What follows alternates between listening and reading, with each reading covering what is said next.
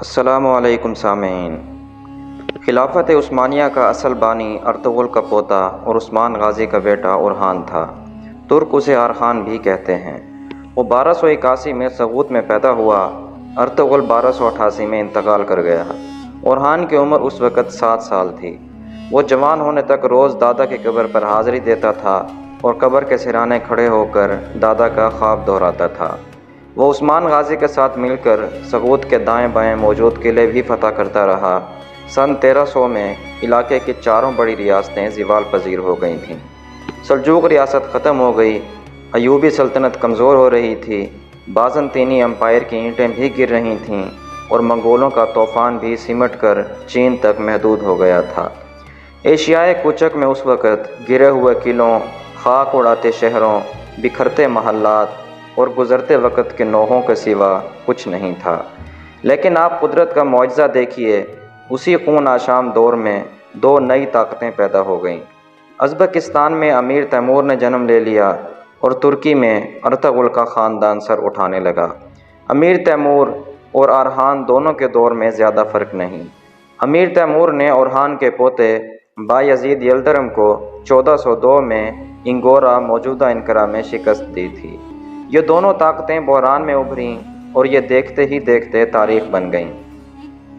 اورحان نے 1326 میں عثمان غازی کے انتقال کے بعد عنان اقتدار سنبھالی۔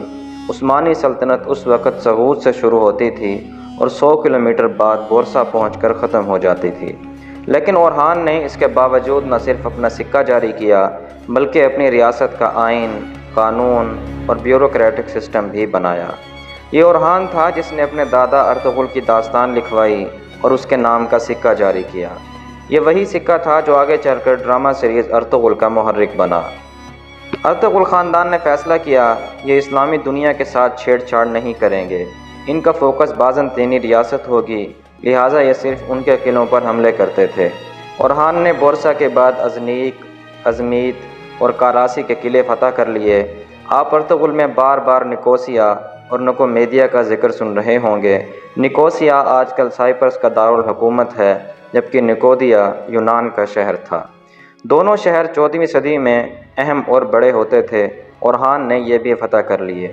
یہ اس کے بعد سابق سلجوق ریاست کے شمال مشرقی علاقوں کی طرف بڑھا اور آدھا اناطولیہ بھی لے لیا، اور پھر یہ آج کے ترکمانستان کی طرف مڑ گیا اور اس کا خاصا حصہ بھی قابو کر لیا۔ بازنطینی حکومت اس سے گھبراتی تھی، چنانچہ بازنطینی بادشاہ جان چشم نے اس کے ساتھ معاہدہ کیا اور اپنی صاحبزادی تھیوڈورا اس کے عقد میں دے دی۔ اورحان نے ریاست کو مختلف صوبوں اور ضلعوں میں تقسیم کیا اور ہر ضلع دار کو مختلف رنگ کا جھنڈا دے دیا۔ ان جھنڈوں کی وجہ سے اس کے ضلع سنجاق کہلاتے تھے۔ اس نے ضلع داروں کو اپنی فوج بنانے، علاقے فتح کرنے اور ٹیکس جمع کرنے کا اختیار بھی دے دیا تھا۔ اس حکمت عملی کی وجہ سے اس کی فوج بھی مضبوط ہو گئی اور عوام بھی خوشحال ہو گئے۔ اس نے بے شمار مسجدیں، مدرسے اور کارواں سرائے بنوائے۔ وہ ایشیا کوچک کا پہلا حکمران تھا جس نے بورسا میں یونیورسٹی بنائی تھی۔ اورحان کے بعد اس کا بیٹا مراد اول سلطان بنا اور اس نے سلطنت عثمانیہ کو حقیقتاً سلطنت عثمانیہ بنا دیا۔ مراد 30 سال حکمران رہا۔ وہ ان 30 برسوں میں 24 سال میدان جنگ میں رہا۔ اس کا ریکارڈ تھا اس نے کوئی جنگ نہیں ہاری تھی۔ اس نے بلغاریہ، سریبیا اور مقدونیہ فتح کر لیے۔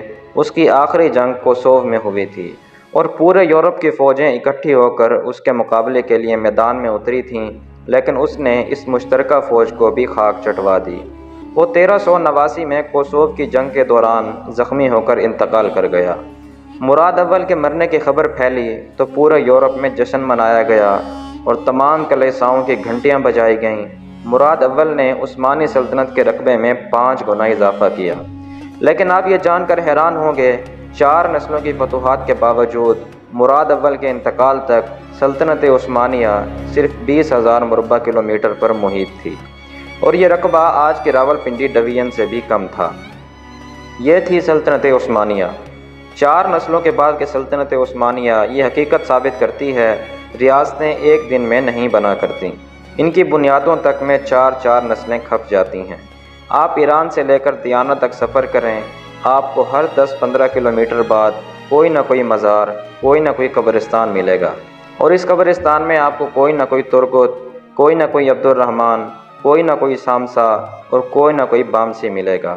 دیانہ کے مضافات اور بد ابسٹ کی پہاڑیوں تک ترک کے قبرستان ہیں، اور ہر قبر کے سرہانے کلمہ شہادت لکھا ہے۔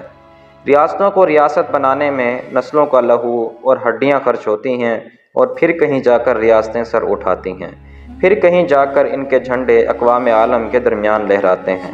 خلافت عثمانیہ کی رگوں میں بھی ارطغرل کی 18 نسلوں اور 36 سلطانوں کا لہو شامل ہوا، اور پھر کہیں جا کر ارطغرل آج کی نسل تک پہنچا۔ پھر کہیں جا کر دنیا نے تسلیم کیا ترک صرف ترک ہوتے ہیں۔ نپولین بوناپارٹ نے ارطغرل کی نسل کے بارے میں کیا خوب کہا تھا۔ اس نے کہا تھا، دنیا کی ہر فوج کسی نہ کسی کے سٹائل میں لڑتی ہے، لیکن ترک صرف اور صرف ترکوں کے سٹائل میں لڑتے ہیں۔ ترک فوج کا ایک جال منشار دستہ ینیچری کہلاتا تھا۔ یہ لوگ صرف مرنے کے لیے میدان میں اترتے تھے، لہٰذا یہ کبھی ہار کر واپس نہیں آتے تھے۔ سلطان بھی ان کے خوف سے کوئی ناانصافی، کوئی گڑبڑ نہیں کرتے تھے۔